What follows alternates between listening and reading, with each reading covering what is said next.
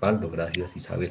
Bueno, tenemos, siguiendo el programa, estamos muy bien, una gran conferencia de nuestro gran amigo Enrique Uma Traver, conferência agora do Henrique Traver, de sentir.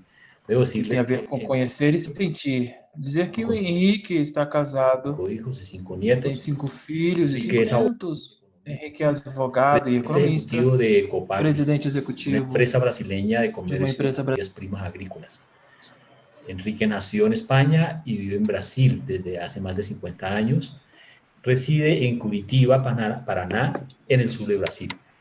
Es estudiante del libro Urantia desde 2009. Fue presidente de la Asociación Urantia del Brasil de febrero de 2016 a febrero del 2020. Es anfitrión del grupo de estudio del libro Urantia de Curitiba desde 2014. Hoy entonces Enrique nos va a acompañar con el tema de conocer y sentir. Qué bonito tema, la verdad que es fundamental el sentir. Enrique, tiene usted la palabra. Buenas tardes, boa tarde a todo mundo. Muy buenas tardes a todos ustedes. Aqueles que são de habla portuguesa devem deixar Interpretação desativado, porque assim não vão ouvir o original e não a tradução. Muito bom estar com todos vocês aqui. É uma felicidade enorme ver tanta gente conhecida. E eu sempre fico feliz de ver todas essas carinhas aí simpáticas e participando dos eventos de uma maneira tão intensa. Eu hoje escolhi falar com vocês de um tema que para mim retrata bem a essência do que os ensinamentos do livro de Urantia. Então eu vou compartilhar aqui a minha tela. Muito bem. Então o tema que nós vamos falar hoje é conhecer e sentir. Na minha opinião, basicamente é disso que os ensinamentos do livro de Urantia tratam o tempo todo. E a gente começa a perceber isso já na primeira página da introdução, quando os reveladores nos dizem que a intenção deles é expandir a consciência cósmica e elevar a percepção espiritual. Eu sempre fiquei pensando o que significa a consciência cósmica, né? E como que nós vamos expandir a consciência cósmica. Muitos de nós temos a impressão de que cosmo representa esse conjunto de astros, estrelas, enfim, todo o universo do universo, mas principalmente focado nos seus planetas, nas suas esferas. E, na verdade, pesquisando, eu aprendi que não era assim. Então, eu fui procurar um pouquinho o significado de consciência, né? Então, vem lá do latim conscius mais science. Então, conscius significa que sabe bem o que deve fazer. E science é ciência, conhecimento, estudo, instrução, experiência. Cósmica ou cósmico é relativo ao cosmos. O cosmos é um organismo vivo, formado por micro-organismos, ou microcósmicos. O cosmos, ele é harmônico, belo, organizado e unificado. O cosmos não combina, não funciona no caos. Ele não sobrevive ao caos. E ele inclui tudo que existe no mundo, coisas e personalidades, significados, valores. Por exemplo, o corpo humano é um microcosmos, dotado de infinitos micro-organismos, células, que formam outros micro-organismos, os nossos órgãos.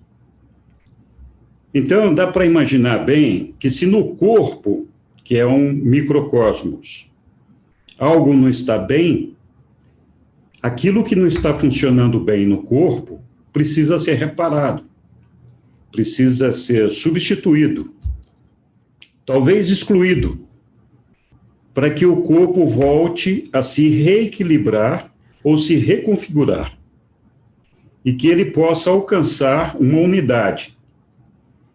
Se aquilo que está atrapalhando o corpo, aquilo que não está funcionando bem, não for corrigido, pode chegar a um ponto em que o corpo morre, porque ele está desequilibrado, não tem unidade. Então, eu fui procurar também o que significa elevar a percepção espiritual. Elevar a percepção significa dar ou atribuir um valor. Então, quando a gente tem alguma percepção sobre alguma coisa, nós atribuímos a essa percepção um valor. Elevar a percepção espiritual significa buscar um significado para a vida por meio de conceitos que transcendem o tangível, à procura de um sentido de conexão com algo maior que nós mesmos, ou seja, a fonte dos valores. Então, tudo que é espiritual é a fonte de um valor. Alguém podia perguntar, bom, o nosso cosmos é gigantesco, nós temos visto aí o universo central, os 7 superuniversos, os anéis exteriores, tudo informação, e de que maneira que nós participamos desse cosmos, né?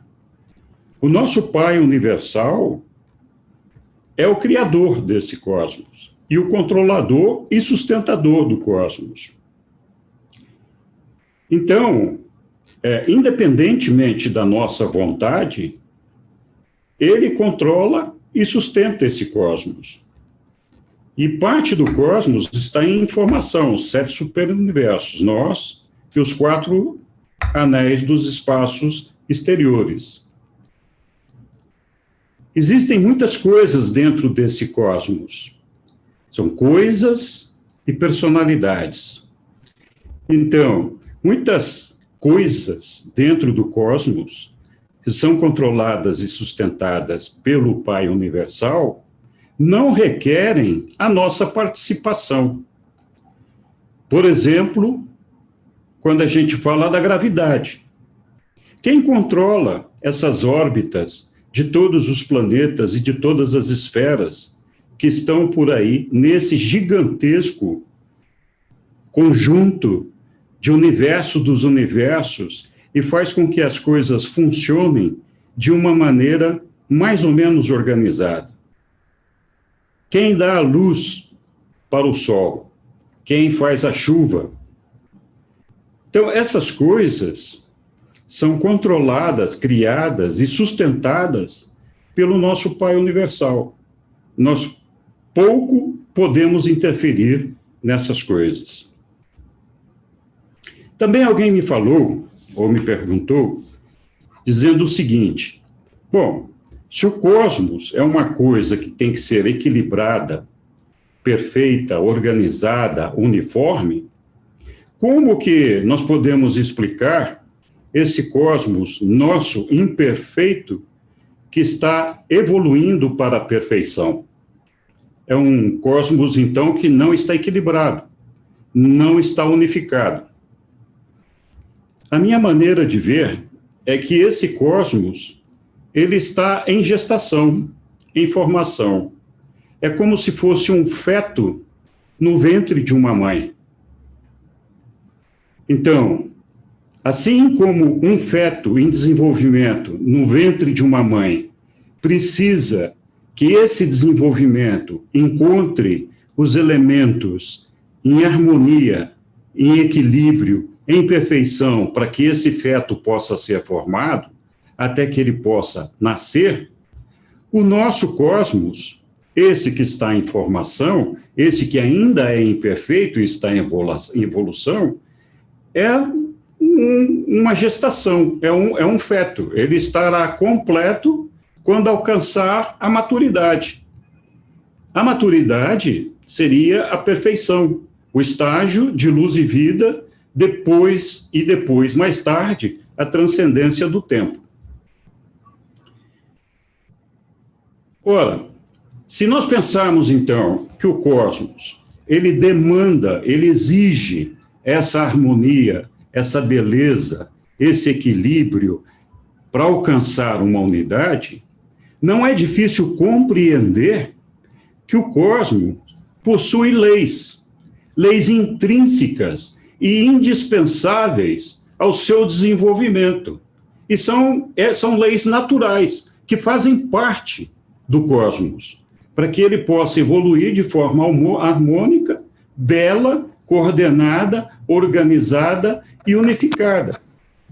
Então, se nós aceitarmos a ideia de que o cosmos é esse organismo vivo em gestação, crescendo, não é difícil entender que aquele que não consegue ser útil, ou ser parte, ou ser integrado a esse cosmos, não possa fazer parte dele, sob pena dele comprometer essa gestação, comprometer esse feto. Então, quando nós falamos da possibilidade de um ser mortal não ter sobrevivência, não é porque o pai, os irmãos, não queiram que aquele ser mortal não tenha sobrevivência. Esse ser simplesmente não combina, não contribui, não ajuda esse cosmos a se formar e a se desenvolver. É por isso que tem esse ordenamento do nosso Pai, né, que diz que, de certa forma, tudo que causa desequilíbrio tem que ser aperfeiçoado ou eliminado. E esse é o objetivo, a razão do maior ordenamento do nosso Pai. Sede perfeitos como eu sou. Ok. Além das coisas que existem no cosmos, as energias físicas, materiais, nós temos a personalidade, ou as personalidades.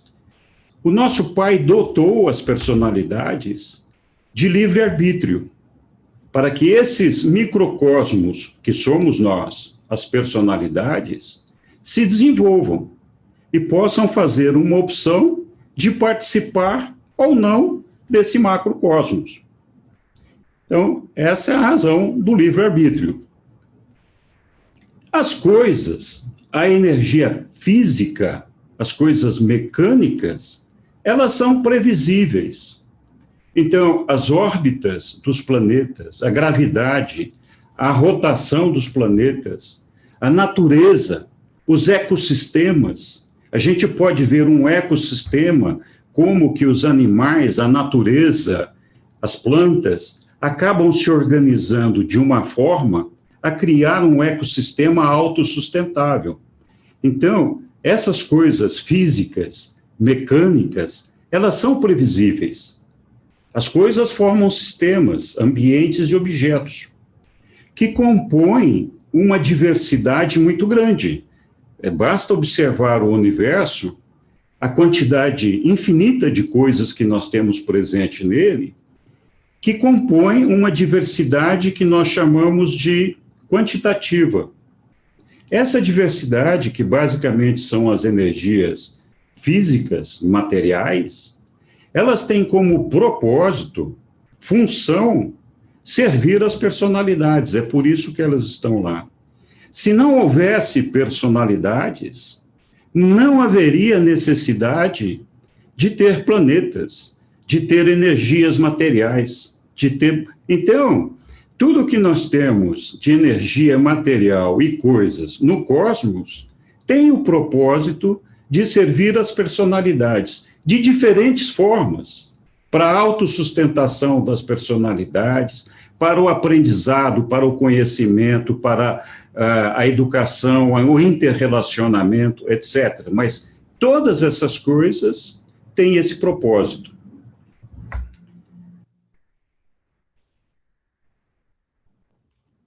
Também nós temos, assim como tem a previsibilidade, existe uma imprevisibilidade. Essa imprevisibilidade é causada por uma diversidade qualitativa, que são as personalidades. Nós estávamos vendo agora há pouco as apresentações que foram feitas, e falando da personalidade. A personalidade é única, não tem cópia, é unigênita, é sempre a mesma, ela não muda nunca. Então, cada personalidade é um cosmos especial, único, insubstituível. E é qualitativa por quê? É qualitativa porque a personalidade pode fazer escolhas. Ela tem o livre-arbítrio, ela toma decisões, ela decide o que pode ou não fazer e de que forma ela quer fazer. Então, por isso que a personalidade é imprevisível. Se houvesse alguma previsibilidade das personalidades, nós estaríamos inferindo, automaticamente aceitando a ideia de que a personalidade não tem o poder de fazer escolhas, não tem o poder de tomar decisões. Ela seria um robô. Pronto. Então não poderia ser diferente, seríamos todos iguais. Ora, para que a gente possa conviver no cosmos, nós temos que alcançar uma unidade. Cada microcosmos deve alcançar o seu equilíbrio, organizado e com harmonia, a sua unidade como microcosmos, para viabilizar a sua integração com equilíbrio, harmonia e unidade no macrocosmos. Então, primeiro, nós temos que encontrar, dentro de nós mesmos, uma unidade, no nosso cosmos individual, para poder participar de forma harmônica e equilibrada com o macrocosmos. Essa unidade também tem um complicador, tem um desafio. A personalidade, ela está envolvida com aquela diversidade quantitativa. Então, nós temos o poder de decisão, o poder de escolha, e nós estamos num meio ambiente físico, material, e nós fazemos uso desse meio ambiente físico, material, reagimos a eles de maneiras diferentes, cada um de nós reage de uma forma, e nós participamos desse meio ambiente físico e material construindo ou destruindo. Depende de quanto nós conhecemos. Então, conhecer expande a consciência cósmica. Então, se nós conhecemos para que servem as coisas, a energia física, de que maneira nós devemos nos relacionar com elas e de que maneira nós podemos nos equilibrar e nos situar nesse ambiente reagindo da maneira correta, nós temos conhecimento. Existe também um desafio para cada um de nós, que é o desafio do relacionamento qualitativo, que é o relacionamento de personalidades com personalidades. Então, o nosso cosmos é formado por coisas, energias físicas e personalidades. E nosso propósito é encontrar o nosso equilíbrio do nosso cosmos com essas coisas, essas energias físicas e com as outras personalidades.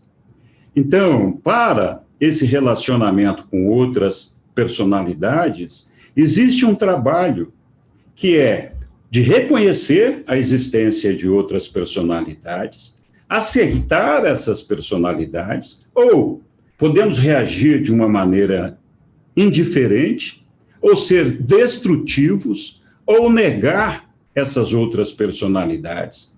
Então, a unidade, esse entrosamento, essa integração entre personalidades, implica em sentir o outro. Não é um processo mental, é uma experiência. Então, você não estuda para poder sentir a personalidade. Você precisa viver a experiência do relacionamento com outra personalidade para sentir. E aí você sente amor, sente empatia, sente compaixão, sente a irmandade, sente a filiação. E sentir eleva a percepção espiritual. Então, o segredo é encontrar a unidade do nosso microcosmos, a unidade do nosso microcosmos com o meio ambiente onde nós estamos inseridos, e o segredo ainda é encontrar a unidade com as outras personalidades com quem nós convivemos, com quem nós vivemos. Quando nós falamos da unidade do nosso corpo, nós estamos falando do nosso eu total, a composição do mortal, do ser humano. Os reveladores nos contam que nós somos corpo, mente, espírito e personalidade. Corpo é nossa energia física, material, este corpo que nós estamos habitando. A nossa mente é uma energia mental. O espírito, o ajustador do pensamento. A mente e o espírito, nós acabamos de ver uma apresentação sobre a alma, eles fazem, aliás, uma bonita apresentação, parabéns, Pablo. A alma é uma realidade emergente, gerada pela nossa mente e pelo ajustador do pensamento. E temos a personalidade, estivemos discutindo muito aqui, e a personalidade é unificadora e coordenadora dos outros 3 elementos. Que elementos? O corpo, a mente e o espírito. Então, a personalidade não é corpo, não é mente e não é espírito. E a função da personalidade é integrar, equilibrar e harmonizar essas 3 energias que nós temos, a energia física, mental e espiritual. Essa unidade, essa coordenação, essa harmonia, esse equilíbrio, ele é conquistado pela personalidade quando a energia física está subordinada à mente. E a energia mental está ordenada pelo espírito. Então, quando a nossa mente atua de forma a intermediar o espírito e a energia física, nós somos capazes de encontrar o equilíbrio. Quando a nossa energia física é quem domina a nossa mente, domina a nossa existência, então nós temos um perigo muito grande de nos perder, de não nos encontrarmos, porque a energia física, a energia material, ela é muito forte. Ela é um dragão gigante, ela tem demandas quase insaciáveis. Então, nós temos fome, temos que comer, temos sede, temos que beber, temos sono, temos que dormir. Nós não conseguimos controlar essas coisas. Nós podemos escolher o que comer, escolher o horário que vamos dormir. Mas, por outro lado, essa energia material, ela acrescenta outras demandas que são demandas de autogratificação. A autogratificação é aquela que nos dá o prazer, nesse caso, o prazer material, que nos satisfaz como seres materiais. Então, eu desejo de ter um carro novo, o mais bonito que está no bairro, ter uma casa mais bonita do bairro, ter, não sei, uma quantidade incrível de mulheres, ter isso, ter aquilo. Então, essa demanda física de autogratificação, é que acaba escravizando a mente e impedindo que a mente possa servir como um elo de ligação entre a energia espiritual e a energia física. A energia física é aquela que serve para atender os comandos de execução da energia mental. Então, é através da energia física e material que nós executamos e nós fazemos acontecer aquilo que nós desejamos que aconteça. Então, a energia física, o corpo, a matéria, é um instrumento do nosso ser. Ele não pode ser o dono, ele tem que ser um instrumento. Os reveladores nos dizem, para a gente entender um pouquinho mais isso, que a força cósmica, ela reage à mente, assim como a mente cósmica reage ao espírito. Então, o que eles estão dizendo aqui? Que a energia, a fonte da energia material, a força cósmica, reage à mente. Por que reage à mente? Quem é a mente? A mente é o espírito infinito, a terceira pessoa da Trindade, do paraíso. O espírito infinito é o Deus da ação, é a mente. É ele quem controla e manipula todas as energias que saem do paraíso. Então, a força cósmica reage à ação do espírito infinito. A vontade do espírito infinito reage à mente. Assim como a mente cósmica, que é o espírito infinito, reage ao espírito, reage ao Pai, ao Filho. O espírito é propósito divino. A mente espiritual é propósito divino em ação. Dessa forma, a energia é coisa, a mente é significado, o espírito é valor. Na vida física, os sentidos dizem respeito à existência das coisas. O que nós estamos falando? Os ouvidos, os olhos, o paladar, o tato, todos os sentidos físicos que nós temos, eles estão relacionados à existência das coisas. A mente descobre a realidade das significações, ela coloca significados em tudo. É a mente que estabelece o significado. A experiência espiritual revela ao indivíduo os... Ainda continuando, a existência, a ciência lida com os fatos. Então, tudo que é matéria física lida com uma realidade fatual, são os fatos. A religião ocupa-se apenas dos valores, por intermédio da filosofia esclarecida. A mente esforça-se para unir os significados dos fatos e dos valores. Então, a mente conecta os valores com a ciência, com os fatos, para estabelecer um significado que justifique estabelecer essa relação.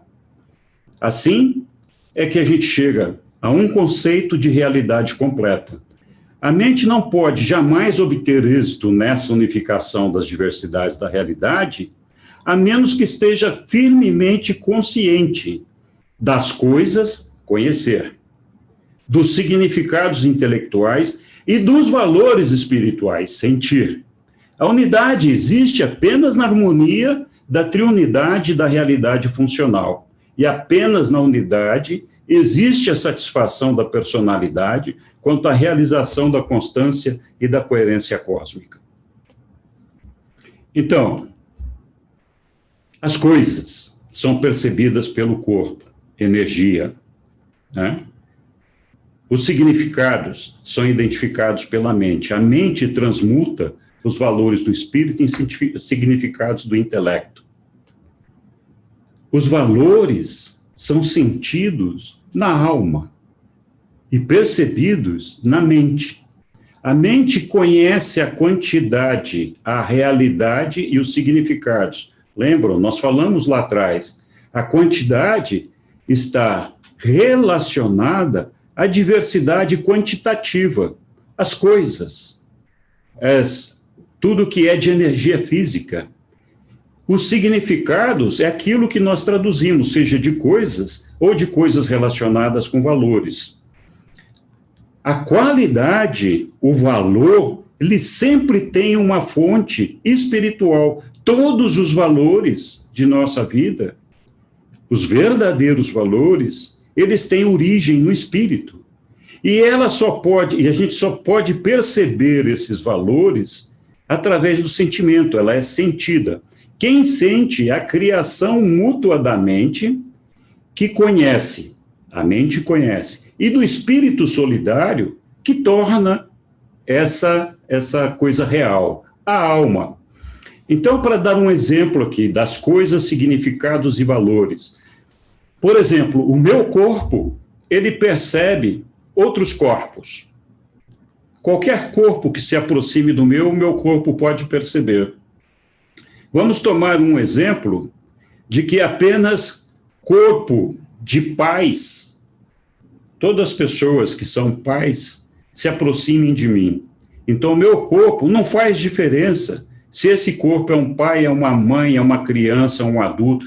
O corpo percebe outro corpo. Já a minha mente, quando o corpo detecta outro corpo, ela é capaz de atribuir um significado se aquele corpo for de um pai. Todos nós sabemos qual é o significado de ser pai. Quando eu falo ser pai, eu estou falando de ser pai e ser mãe, a condição paternal. Não estou excluindo as mulheres, por favor. Então, a minha mente é capaz de atribuir um significado que todos nós somos capazes de compreender qual é o significado de ser pai. Mas, quando eu me relaciono com o meu pai, o meu progenitor, ou com o meu filho, aquele que eu gerei, eu tenho um valor diferente para esse significado de pai.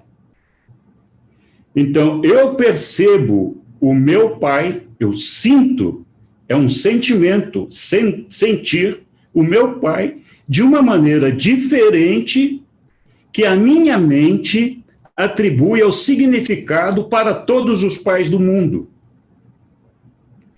Então, acho que fica fácil de perceber o que são as coisas, os significados e os valores dentro dessa amplitude. Então, aquele que percebe a Deus apenas como um elemento causal, percebe como uma coisa. Aquele que percebe a Deus como um pai, da mesma maneira que nós percebemos a todos os pais humanos, eu estou reconhecendo a Deus, o meu pai, como pai, mas eu não sinto ele como pai. Então, se eu perceber a Deus como um pai, da mesma forma que eu percebo o meu pai, eu sinto Deus, eu experiencio Deus, eu vivo Deus e aceito ele como pai. Ok? Eu inventei um caso prático aqui para a gente ainda sentir um pouquinho mais o que eu estou tentando transmitir com isso daqui. E eu escolhi para a gente falar sobre a formação de uma família. Por que eu escolhi isso? Os reveladores nos contam que quase tudo de valor perdurável na civilização tem as suas raízes na família. Então, a família é realmente um negócio importante. A função, dizem os reveladores, a função do casamento na evolução é assegurar a sobrevivência da raça e não assegurar meramente a realização da felicidade pessoal. Então, a automanutenção e a autoperpetuação são os objetivos reais do lar. A automanutenção é a estrutura formada pela família que permite que ela sobreviva unida sem se perder, sem se desfazer. E a autoperpetuação é a multiplicação, que é a procriação de outros seres humanos. Então, essa automanutenção e essa multiplicação de outros seres humanos, eles são os objetivos reais do lar, é isso que os ajustadores estão dizendo. A autogratificação, ela é incidental, não essencial, exceto quando funciona como um incentivo para assegurar a união sexual. Então, o que eles estão dizendo aqui, que a autogratificação, ela é necessária, nós temos que sentir prazer nessa relação também, mas ela não pode ser a condutora da relação familiar. Ela é importante para assegurar a união sexual e assegurar a autoperpetuação. Não é o tema da nossa palestra, não vou gastar muito tempo nisso. A vida física é um processo que tem lugar não tanto dentro do organismo, mas entre o organismo e o ambiente. Então, considerando isso daqui e aquilo que nós falamos antes, eu arranjei uma moça, que eu dei um nome para ela de Maria. Qualquer relação dessas histórias que eu vou contar com a vida real de algum de nós aqui é mera coincidência, não tem nada a ver. Eu não estudei a vida de ninguém para construir esses casos aqui, são exemplos hipotéticos, né? Então, eu arranjei para Maria 4 possibilidades de casamento. Na primeira possibilidade, a Maria se casou com uma pessoa chamada Máximo. Esse Máximo era o máximo de tudo, um superstar, uma pessoa altamente egoísta, muito deslumbrada, pensava muito nele, só tinha como objetivo a vida material, etc. Então, ele conheceu a Maria, eles se casaram porque a Maria dava status para ele, a Maria era uma moça bonita, e fazia com que ele se destacasse entre os amigos, porque ele tinha casado com a Maria, e eles casaram sem se planejar. A Maria cuidava da casa, ela era muito prendada, ela conseguia cozinhar, lavar, arrumar tudo, e além de trabalhar em casa cuidando de tudo, de noite ela ainda tinha ânimo para ir para a balada com o Máximo. Então era um negócio perfeito para o Máximo, ele tinha uma empregada que cuidava da casa o dia inteiro, e de noite ainda saía para passear e para ir para a balada com ele. A Maria engravidou, essa gravidez não foi planejada, e logo os efeitos da gravidez se fizeram presentes. E claro, todo mundo sabe o que acontece com uma mulher quando ela fica grávida. Ela tem uma alteração física, hormonal, química importante, que muda completamente a forma daquela mulher reagir ao meio ambiente onde ela está, por conta dessas condições, dessas mudanças. E o Máximo não entendia o que acontecia com a Maria e culpava ela de ter mudado tanto. Então, ele saía à noite sozinho. Ele dizia, eu não vou sacrificar a minha vida por uma barriguda chorona. Claro, Maria estava emocionalmente abalada, né? O que aconteceu com o Máximo, com esse Máximo e a Maria? O cosmo dele estava completamente desorganizado. Ele não ficou grávido. Assim, além de não conhecer nada, ele não sentia nada, ele só pensava nele mesmo. Então, qual era o futuro dessa família com esse cidadão? E coitada da Maria e do filho dele, né? Ok. Aí, uma outra possibilidade de casamento com a Maria foi com o senhor Perfeição. Perfeição e Maria estabeleceram uma série de metas e se casaram. Tinha tudo planejado. Então, Perfeição contratou, uma gravidez planejada logo aconteceu, e Perfeição contratou pessoas domésticas para cuidar da casa e um médico para acompanhar a gravidez. Ele não queria que a Maria tivesse estresses e tivesse problemas. Então, ele queria ter certeza que a Maria tinha todo o conforto e tinha um médico acompanhando a gravidez. Ele sabia o que estava acontecendo com a Maria. Ele tinha estudado o que acontecia com uma pessoa, uma mulher grávida. Mas, mesmo assim, ele se ausentava frequentemente para negócios, uma vez que a Maria não podia acompanhar sempre ele. Ele já tinha planejado que, quando acabasse a gravidez, ele teria babás e professores que cuidariam do seu filho. E a Maria, então, voltaria a ser sua namorada. E aí eles poderiam voltar a levar uma vida de um casal brilhante.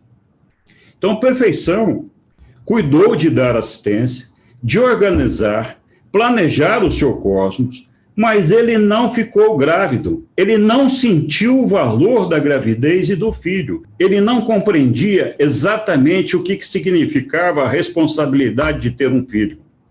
Ele ficava sempre com a Maria em casa. Ele culpava-se o tempo todo das mudanças físicas e emocionais de Maria. Então ele ficava lá acariciando a barriga da Maria, imaginava como seu filho seria. Raramente ele saía do lado da Maria, mesmo quando tinha compromisso de trabalho. Então, eles não tinham uma ideia correta dos cuidados e das precauções que tinham que ter. Eles não sabiam o que podia comer, o que podia beber, que tipo de exercício, como tinha que fazer. Eles não tinham esse conhecimento. Então, Feliz ficou muito grávido. Ele ficou apaixonado pelo que estava acontecendo com Maria. Mas ele não planejou o presente nem o futuro. As coisas aconteciam e se ajeitavam como era possível. Não estava unificado. Era tudo improvisado. O cosmos de Feliz era de elevada espiritualidade. Ele sentia muito amor, mas ele não conhecia nada e não tinha planejamento de nada. Não tinha autossustentação para essa família. Finalmente, Maria conheceu José. E José e Maria alcançaram metas, casaram-se, planejaram a gravidez de Maria e o futuro de seus filhos. Maria engravidou. Então José compreendia todas as mudanças de Maria e a evolução do seu filho.